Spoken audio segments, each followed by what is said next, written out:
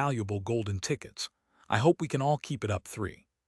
Chapter 902, Elite Team of the United States of America. As Sir Dillon, John stuttered in surprise when he saw the person who had just stepped into the room. Sir Dillon. The 19 soul evolvers charged as Abyss support stood up and respectfully saluted the man who was staring at the supercomputer screen with a curious expression on his face. Dillon was the name of one of the 20 strongest soul evolvers in the United States of America. He used to be an illegal immigrant in the past.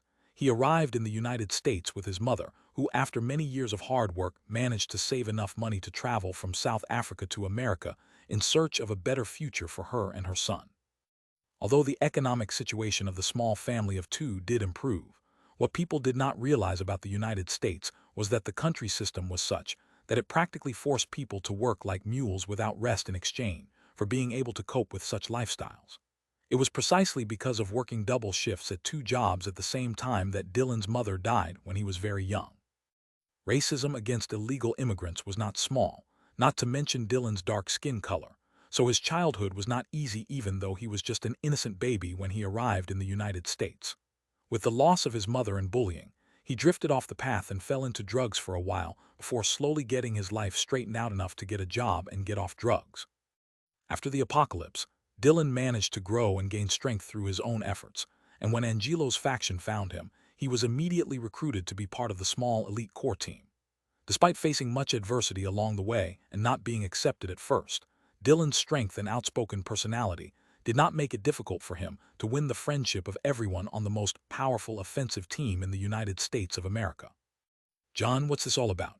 Dillon asked calmly as he walked deeper into the room, and the large door automatically closed behind him.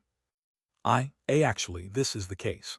John took a deep breath and began to explain what was going on in a serious voice. "Bai Zemin," Dillon showed a surprised expression on his face. "Isn't that the name of the guy who leads the largest faction in China? What the hell is he doing in this place?" John and the others shook their heads. They didn't know it either. "Sir Dillon, what shall we do now?" one of the operators asked in a somewhat apprehensive voice. Dillon knew that Abyss needed a response to proceed, so after a moment of silence, he decided the following. "I'm afraid this matter might be a little too serious. I think we'd better inform Angelo about it." Unlike the others, Dillon knew about the titles that granted teleportation ability to the ruler of some area. At the same time, he knew that fighting the ruler of a great land such as Bai Zemin was not a good idea since the strength of his subordinates was part of his strength. And even though Dillon was strong, he knew that he could not defeat Angelo, so he also did not believe that he had the ability to deal damage to the leader of an equivalent faction. While the others were surprised at Dillon's caution and severity, John breathed a sigh of relief in his heart as he too felt it best to inform the leader to avoid further trouble. However, Leader Angelo and the others are currently near Dallas fighting the zombie faction in the area. John frowned and voiced his concerns. "I'm afraid that it might not be prudent." "Well, you just leave it to me. At worst, I'll be grounded again." Dillon shrugged and pulled a small boxy device out of his bag. He placed a second-order soul stone into the empty hole and gestured to the operators to tell them to be quiet while he used his mana to activate the artifact. Approximately 100 kilometers from Dallas, a small group of humans were gathered near a giant tree. There were several skill scrolls, treasure orbs, and soul stones in the center. This was the spoils of war, the result of the battle they had recently fought, and in which they had easily killed over 900,000 zombies despite being only 10 humans. Angelo, this time it's 21 second-order soul stones and 2 third-order soul stones, reported a handsome blonde young man wearing thin glasses frames. His name was Jack, a brilliant archer whose skill stood out even before evolution. The zombies are getting stronger fast. Only in this army we meet 4 commanders and 50 generals. Angelo sighed and shook his head. He was a handsome 27-year-old with inky black hair and deep blue eyes. His posture was firm as a mountain, and the otherworldly aura that surrounded him made him stand out even among the talents around him. What's the use of them evolving so fast if at the end of the day they're still so weak? A young blonde girl who looked to be no more than 19 years old, but with a devilishly charming body, snorted.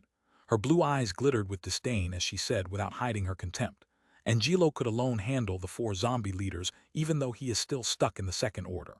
Those third-order zombies are rushing too fast, and their soul power is simply pathetic."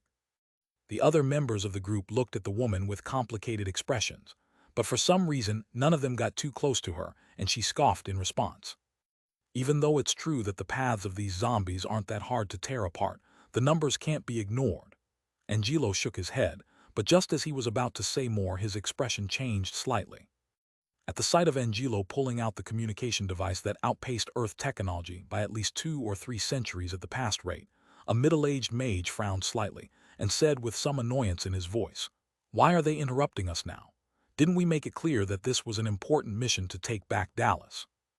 This man's name was Anderson, a soul evolver who had recently broken into the Third Order but whose power was more than enough to take on an army of 1,000,000 enemies without breaking a sweat. His magic power was lethal, and he was one of humanity's trump cards. There were more than a few times he helped rescue bases that were thought lost. Angelo also frowned slightly as he did not like to be interrupted at crucial moments. However, seeing that the other party was Dylan, and after a short pause, he motioned for everyone to be silent and accepted the call. "Dylan, what is it?" he asked with a hint of annoyance in his voice. "Leader, I know you don't like to be disturbed right now, but don't kill me yet and listen to what I have to say. I'm sure you'll be interested to know this." Angelo's eyes glinted, slightly curious. He knew Dylan's personality and didn't doubt his loyalty at all. "Oh, tell me about it then." The group of 9 looked at Angelo's face, which turned from annoyance to curiosity, but that curiosity soon turned to surprise, then to wariness, and finally to hesitation. 8 of them looked at each other, curious and confused. Only the young blonde woman whose name was Eleonora narrowed her eyes, and a glint of mysterious light shone in her pupils. They all looked at her. Some hesitated to ask about it, but finally gave up when they saw her disdainful expression. After about 5 minutes, Angelo nodded to himself and said calmly, "I understand. I'll take it from here. Dylan, you've done a good job in reporting to me this time." After putting away the small boxy device, Angelo didn't have time to say anything when Eleonora said in a clear voice, "Angelo, we have to take advantage of this opportunity. The enemy leader is stuck in our territory. Even if we don't kill him, at least we can get information from him. It's definitely a heaven-sent opportunity." Jack and the others frowned tightly as they heard Eleonora's words. They all looked at Angelo, confused and searching for answers. "Let's move first. I'll explain on the way." "Move?" Anderson was very surprised. "Where are we going? What about Dallas? We're almost there." "Something more important than Dallas happened. We're moving to Kansas first." Angelo turned around and said in a deep voice, "Sam, organize the closest army to the Missouri River around Kansas, but tell them to scout around and not to attack if they see a foreigner in the area." "Foreigner?" Sam, a level 102 female soul evolver, was surprised and subconsciously asked, "Angelo, what do you?" "Sam." The beautiful girl jumped in surprise at hearing Angelo shout, and subconsciously took a step back.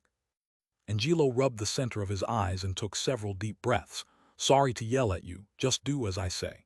You'll understand everything, but this is a serious matter, and I need time to think about what we do next." "I understand."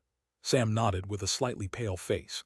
A huge green magic circle suddenly appeared in the sky, and her voice traveled thousands of miles into the distance directly to a clone of her in an allied base. /////.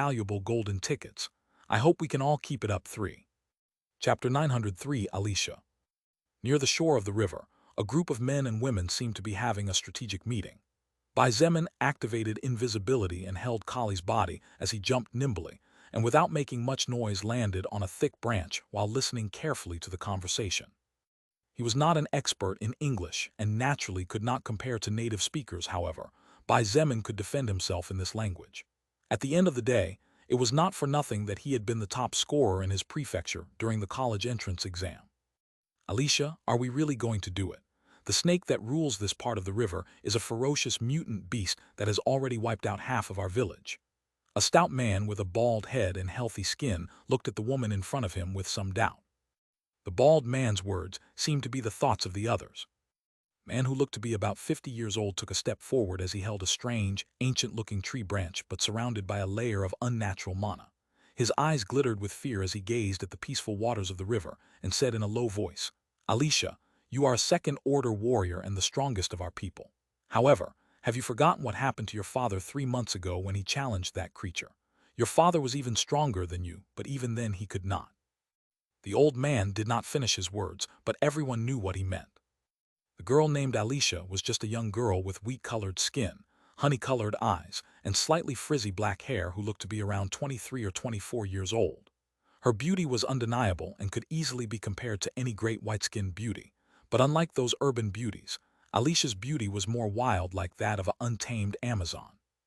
She gritted her white teeth and held tightly to the spear in her right hand as she said in a firm voice, "Our people have been cut off from all civilization for almost a year since the world changed. Food started to be scarce months ago, but somehow we managed to survive thanks to this river. However, the mutant snake of these waters is devouring all the fish that come from above, and within a week we will have nothing left to eat. We are the last 7 soul evolvers that remain alive. It is either the mutant snake or that strange creature that is blocking our path to reach civilization. You choose." Hearing the words "that strange creature" coming out of Alicia's mouth, The 6 soul evolvers in front of her had drastic changes in their expressions. Even the old man and the sturdy man from before no longer dared to say anything. After a moment of silence, the sturdy man held tightly onto his sword and nodded heavily. "All right, let's do it." The old man sighed and after a slight hesitation nodded. His expression turned serious as he looked at everyone present. "I hope you haven't forgotten the 2 basic rules of our people. Rule number 1, soul evolvers must fight or they won't eat. And rule number 2, the families of the deceased must be treated with respect and cared for by the rest. Of course, in case something happens to me, remember to take care of my little daughter, please. Let's hurry up and go home, all of us together." Alicia looked at the men in front of her and nodded in satisfaction. She turned around and swung her spear as she ordered, "Throw that thing to the river."